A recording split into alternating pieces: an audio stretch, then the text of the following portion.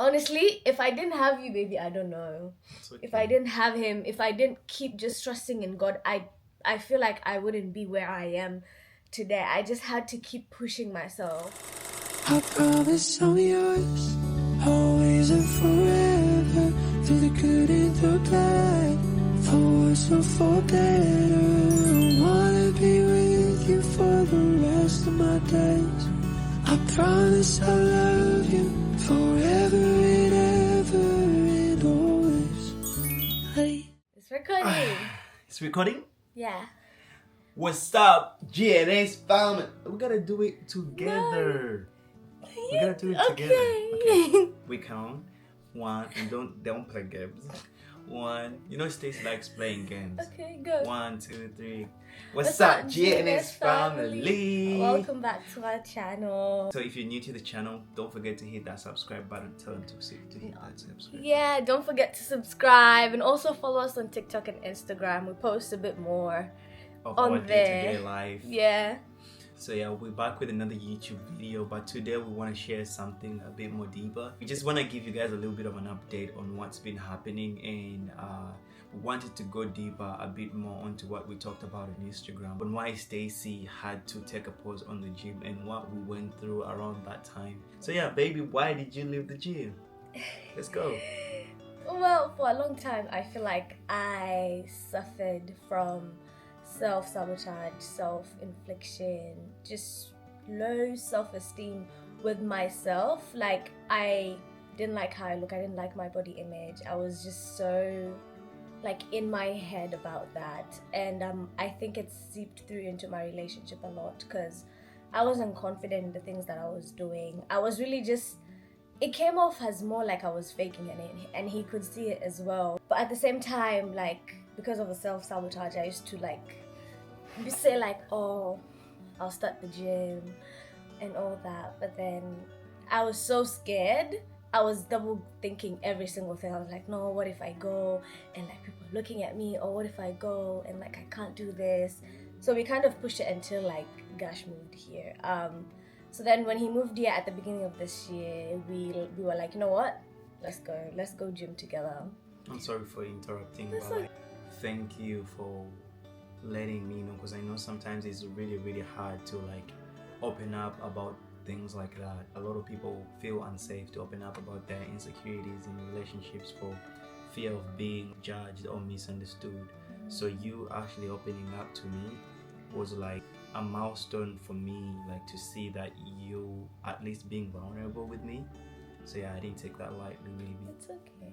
I'm sorry for distracting. That's okay. Honestly, it was so refreshing to have that person in my life who I could actually genuinely open up about things that I was like battling with myself, like the thoughts I was going through myself, because I never had that person. I always just kept things to myself. I'll be like, I'll just suppress it, or like I'll just try to forget about it. But having that person who created that safe space for me to genuinely just share my thoughts and my feelings without feeling judged was so refreshing, and I don't take it for granted. It's okay, baby. Thank you. At the start of the year, we started gym together, but it was still so hard. I think my second session I had like a big panic attack. Is that when I was looking for you Yes. around the whole gym?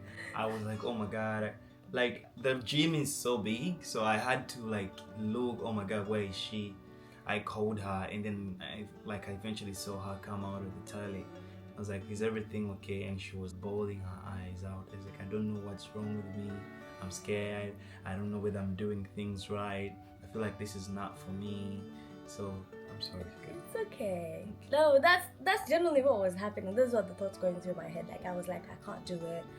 I was shaking. I was just crying. Like I was like, it's enough. I just want to go home. Like I can't do this anymore. I had put it in myself already that I can't do it. Like gym is not for me as well. And I feel like, sorry baby, That's and okay. I feel like a lot of people also like hit that setback, and it always stops them from actually going to the next level, because you feel like your current situation is like your destination, like you can't see any way through out of it, because maybe what's new in most cases feels scary, because it's something new. yeah, Yeah, so I feel like that was kind of hard for you to like break through it. But like, I'll be honest, it of course it takes a toll on me as well. But at the same time, I was really just understanding and patient with you, because a lot of people, like, they would want you to process things the same way they process things, like but that quickly. yeah, like it's come on, it's very easy to brush it off, like come on, it's just the gym. Like you can get over it. This person out here is doing it right, you just have to do it the same way. But I had to understand that it's okay, this is something new you're facing, and just like to not give you quick fixes and logic, and just like give you that time you need to process your emotions and feelings, and actually asking you like, do you want us to, it's okay, we can come back today at least you did, like, I'll try to position you onto like the bright side. I'm sorry, it's okay, baby, it's okay. If I start to going back and about that, I won't stop. But yeah, so yeah, and then to add on all of that, of course, I was also not doing that good health-wise. So like a year before I came to Australia, I was diagnosed with ovarian cysts. I had to go through surgery where they had to get removed, and it was so random, you know. I remember that day I was just in bed back home, and all of a sudden I couldn't feel my legs. Like, it was just like I literally couldn't feel my legs. I couldn't walk. And then, of course, when you go to the doctors, they're like, "Oh, it's probably just your cramps." Like, they just dismiss it as they just like, rub it off. Yeah, like, I'll be it's honest. something. I'll be honest. Me too. I really didn't know what ovarian cysts, and also I feel like that's another thing. Us men, we are not really well educated about these things. So when you told me ovarian cysts, I mean, at us first women I as freaked out. well, like, we most of the time we don't even know these things. Honestly, I thought the first time, like when I googled it, for those who don't know, ovarian cyst is like a sac that attaches to your ovaries. So when I googled it and I saw in the image, I thought you had cancer. Like, I thought it's like some sort of tumor. Oh my god, my heart dropped. I was thinking a lot. I was thinking maybe you can't even have kids. I was overthinking. I was panicking. But so for this, like for a lot of men, I feel like we are not well educated enough about these health conditions so that we can better support our partners when they need us. Because if I was very dismissive, I would just be like, come on, I would just be like, it's just periods, just like any other person. It's not a big deal. Or maybe I'll just go to the hospital. I wouldn't even get so invested into like actually studying and knowing what ovarian cyst is. It's not we even, ignore them. No, it's not even like only men. Even women. I didn't know about all these things, baby. I didn't. Yeah. Like, to be honest, there's not much information about all these things. They'll just, honestly, the doctor was like, "Oh, you can just get on birth control pills and like we'll sort it out." They just want to give you like a quick yeah. solution. So it was all quite new. The only like reason that like we went through the surgery route is because my mom had like a gynecologist, so that's the guy that we went to. But he also like scared me because he was like, "Oh, it's just something hormonal, they'll keep coming back, but we just have to test it for like cancer and stuff." And they're saying all these things, and I'm like, I'm supposed to be going to Australia next year, like what's going to happen? I'm going to be all alone. I'm gonna be all alone in a foreign country. I don't know what I'll do. Like, it was just so much that went into it. And then I moved here.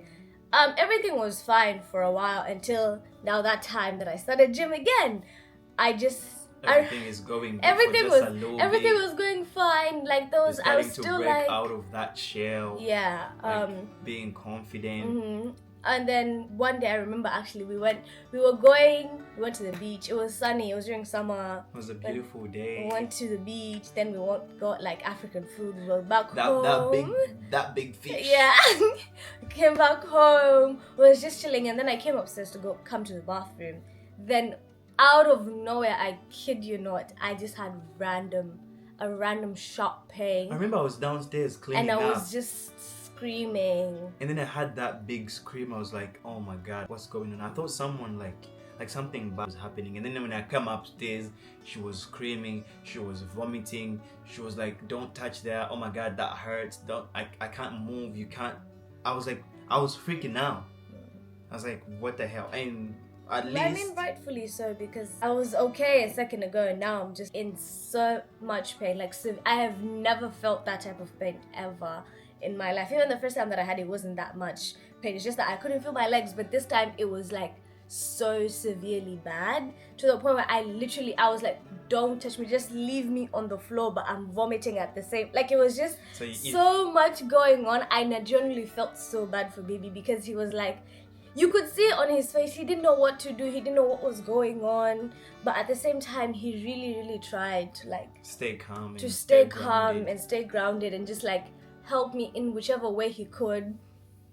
After a while we managed like to get to the car. Remember, he had to carry me. I had to carry her into the car. And even driving, I remember driving to the hospital. It was literally around like 10 p.m. Yeah. Around 10 p.m. It was like late. So you can imagine it's late, and I was driving, but when we go over humps, I would go like really slow because I was seeing how painful, and I'm touching her hand and I'm telling her, it's okay baby, I'm here with you. And for a minute I even zoned out. I'll be honest, for a minute I zoned out because I've never, you've previously shared that story when you were back home, but like I've never seen you in such intense pain like that. I thought a lot. I thought even at some point that I'm going to lose you. I was panicking. And yeah, when we got to the hospital, went to the emergency, but there were already people ahead of us, so you can't just jump them. They've also been there for a long time. But at that point I can't think straight. I'm freaking out. And the nurses are also like attending to other people. And thank God we had like a few savings saved up, so we had to pay, because international student, we don't get Medicare, and by the time you process your payments from your private insurance, it takes time, so you need to have that money ready. So thank God we had like a few savings aside, so we used that to pay. And so we had to wait, and I'm there trying to calm Stacy down. I'm trying to tell her, no, it's okay, I'm here, like everything is going to be okay. And that's when I started singing for her our intro song. That's a video for another day, we don't want to go too much there, but the reason as to why we chose that song is because it reminds us of this moment. Because it's okay baby, so every single moment like we play that song, we remember that night, we remember that terror, we remember that tension, the fear that was going through our bodies. But thank God the nurses came and did can you imagine, like we waited that long for almost 3 hours. Mind you, we left at home around 10 p.m. We called the ambulance before leaving. The ambulance told us it's going to be here approximately in an hour. I was like, nah, I can't wait this long. I'm seeing her, she's vomiting, she's crying, she's screaming. I was like, no, I can't just wait for the ambulance. So I carried her, put her in the car, drove slowly to the closest hospital. We got there, we were seen. Oh, we were not seen, sorry. No, we're not seen. We're not seen straight away. No, we're not seen straight away. We had to wait. And like the nurses, I remember like finally after waiting for like 3 hours, one of the nurses were like, the nurses who checked my blood pressure was like, oh, if you're wanting to wait, the wait is like going to be like another 5-8 hours until like a doctor actually gets to see you and all that. Like, that actually pissed me off. And so like they're like, oh, have you been given anything for pain? I'm like, I've taken painkillers, they're not helping. At that point I was like, you know what, I really don't care, let's just go home. I actually don't care anymore. I can't see it in the emergency department, the chairs are uncomfortable, I'm in just so much pain. I'm like, you know what, let's just go home, and then I'll probably go see my GP. At that point I'd already given up, like it was too much, to the point I was like, you know what, it's fine. Like I just accepted it. We came back home. At this point I've taken so many painkillers, nothing is working. I'm just like, no, I'm just going to try and sleep. And then the next day we woke up, I went to my GP. I stayed up all night. Like I literally stayed up all night, but I didn't tell this to Stacy because I knew in that moment it would make her feel some sort of way, because she didn't want to see me like that, so I just kept it to myself. But I remember that night I stayed up all night, and I was on my laptop making research about this ovarian cyst thing. And of course, because I knew previously she has told me that she had gone through surgery, and we didn't want to go through that again. That was not an option. And even if we wanted to, that same time she had placements, she had exams, I have exams as well. and pausing that means that would affect her graduation, because then she would push everything, and plus the money, the money of the surgery. We didn't even have that. Even if maybe we did, the time for her to heal and then go back to school, it would affect everything. So surgery was not an option on our table. That night I was just looking into like the natural ways, making research on social media, but there's a lot of misleading information as well. Oh my god. It's okay. It's okay. It's okay, baby. Thank you for really holding me down. It's okay. Okay. But yeah, we went to the GP the next day. I think I got like 3 scans done. I got an ultrasound because I was still so sore. I got the normal ultrasound, but they couldn't see anything because I was so like they couldn't go over that place. I had to do the the internal ultrasound. Still with that, it was just too painful, so they couldn't rule out what it is. At this point, we still don't know what it was. Then I got a CT scan. Like even with that one, they were not sure. And it was just so much. Then I go back to my GP. She's like, no, just take painkillers and just hope for the best. At that point, I was like, baby, I'm not going to any other doctor. I can't go through this again. Like, I can't go through all the scans. I can't go through all that pain. Sitting that whole day, I think we're almost there from probably like 7, 8, from the moment they opened to like all the way in the evening. I've not eaten, I've not done anything, I'm just in pain, everyone is just poking me, there's needles going in. I couldn't. I was like, I actually don't get what happens anymore. Let's just go home. I'm so over it. And then at the same time, like, I can't go to work anymore. I'm just in bed, I'm just staying there. I felt so hopeless. I was like, this is going to be my life every month, I don't know. So So it could be. And I feel like that was such a hard thing in our relationship as well, because then he probably had doubts that he didn't tell me about. Maybe like this is like a hidden health condition. Now I felt like I felt like a baggage to him now. Like I'm sick. I'm just leaning everything onto him. He has to like, kind of take care of me and also like manage his life as well, trying to like keep us afloat and everything, trying to go to uni, trying to go to work, it was just so much, and I felt like I couldn't do anything to help myself. So then I also like started to look into it. I'm like trying to figure out what can we do and all that. And I don't know if you guys remember back when Baby started posting, he used to like make all these juices. That's when we kind of decided like just to start doing content and like just document this for maybe someone out there who doesn't like know or is going through the same thing that I was going through. So we decided just to like, you know what, let's just try something natural. Maybe it will help, you know, you never know. At this point, anything that could help, we're like going with it. So the pain kind of died down after a while. And then we started like... At least during that time I learned how to cook. I even learned how to cook. I learned how to make juices and stuff. So my way of letting out how I was feeling was through sharing it through my content, because I knew the point we're going through, but I had not gotten the guts to come and express it on social media. So I started showing it through being there for Stacey in that moment. Like, that's why I started social media, because if you trace back, I had stopped posting on social media for almost a year. But once life hit us with that, I was like, okay, you know what, I'm gonna just start sharing this, because this is actually serious. There's a lot of people that maybe need this information, but they don't know where to start from. Yeah, so for us, I started making research, and I noticed like what type of juices, what type of food, and that's when we came up with a plan of Stacey going on a plant-based diet. She couldn't eat meat at all. I told her, no meat, anything with meat, no. Even if it's takeout, we cancelled everything out. We had to come back home and always cook our meals. So whenever I did, let's say, have uni, I would stay home and I would cook all the meals and meal prep for a week. And then whenever she didn't have uni, she would meal prep. That way we tried to share the load together, and that also helped us to really come closer. Because going through that, seeing and now looking back to that, I feel like there is a lot of things that we've actually, if you look at that, that was also something that we could learn from, because that made us closer and even made us more responsible, that we can rely on one another, because she had the time to focus on her school, knowing that when she comes back home, like, she can rely on me.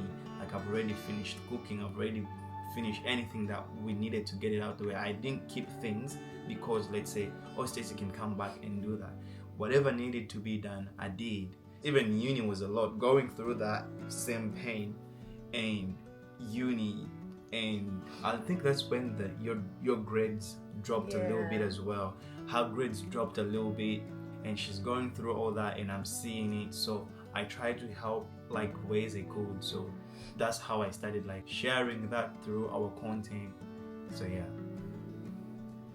So fast forward. I'm sorry. Fast forward. It's okay. Fast forward a few months again. It kind of like, it felt so weird because we're kind of going so good with like the plant-based diet, like having natural juice made from home. Everything was kind of made at home. But then again, I think 1 or 2 months, I got like another like ruptured cyst, I guess, because it was kind of the same amount of pain. I was passing out, and at that point we felt like there's really nothing that we can do here. Like, we are caught up in a loop. It was just basically, even if we do this, we do that, I just still end up feeling the same way, suffering the same thing. It felt like an never-ending cycle. And at that point, I was just like, I don't know. It's okay. I even started doubting myself, like, maybe I should just let him go, you know. Like, it's a lot to have to deal with being in a relationship with a person that you don't know, like, because I know he wants to have kids in the future. At that point, we wouldn't even know all this is affecting my reproductive system. So I just felt like, I don't know. And then, so that all played a part in how I saw myself. I think that was the lowest point of my life. I didn't have confidence at all. Anything that I was doing, my self-esteem was low. I was judging myself in every single thing. I was second guessing myself in my studies, in every little single thing that I was doing. Like, I genuinely could not go through it without having negative thoughts consume me so much. But honestly, if I didn't have you, baby, I don't know. Okay. If I didn't have him, if I didn't keep just trusting in God, I feel like I wouldn't be where I am today. I just had to keep pushing myself every single day, just pushing myself, just sticking to the diet. Even on some days, you get those days where you feel like you're so lazy to cook, but at the end of the day, it's all going to affect me. So all those tiny little habits kind of helped me to get to where I am today. And having such a good support system, honestly, I don't take it for granted at all. Thank you, my baby. That's okay. It's okay. It's okay, my baby. It's okay. So yeah, I mean, I also loved being part of it. It helped me as a man to also mature in levels that I didn't expect that I would. Because in that moment, I won't lie, I didn't know anything to do, but we tried to always link back to God and remind each other that we're here for one another and we're in this together. Because also there's a lot really that comes. You never know what life has prepared for you ahead. Everything can be going so perfectly, but then you just meet a hard and kicks everything off. But that doesn't define you. That doesn't mean that that's the end of your life. I always tell this to baby that at the end of that tunnel, you will see the light if you just keep going one step at a time. Like, that's just how life is, and that's the best part about it, because you can never know. Okay. I'm proud of you. So now that 5, 6, 7 years. No, yeah. Oh, sorry, not years. So I think maybe 5, 6 months have passed now. Like, no pain. I can't remember the last time I had such pain. I don't have any swelling. Like Even her periods like flow properly. like I don't get any cramps anymore. It's actually so crazy when I look back to it. These days I'll just get my periods and it's just like another normal day. But it all came from all those tiny little habits that I had to do. I had to first face myself in order to face that as well. If I didn't face myself and like actually choose to work on myself for me, not for him, for me, for myself, I wouldn't be where I am today. But we did it. We did it. And yeah, so everything has been going good at the moment.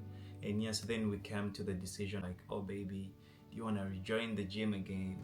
Because that's also another add-on, like to just keep your body active and just maintain it and maintain that good health.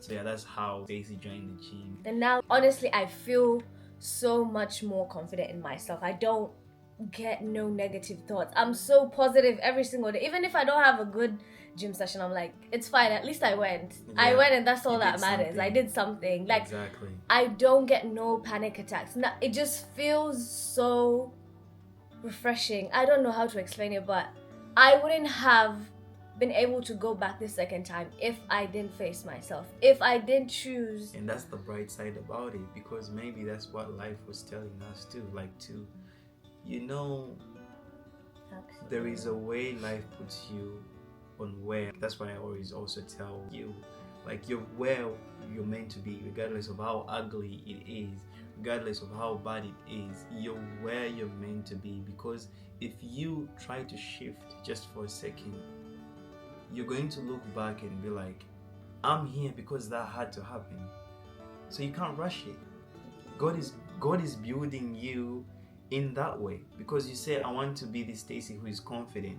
I want to be the Stacey who is in good shape. I want to be the Stacey who takes care of myself, who is happy when I look at myself in the mirror. I'm proud of who I am, not just physically, but even internally.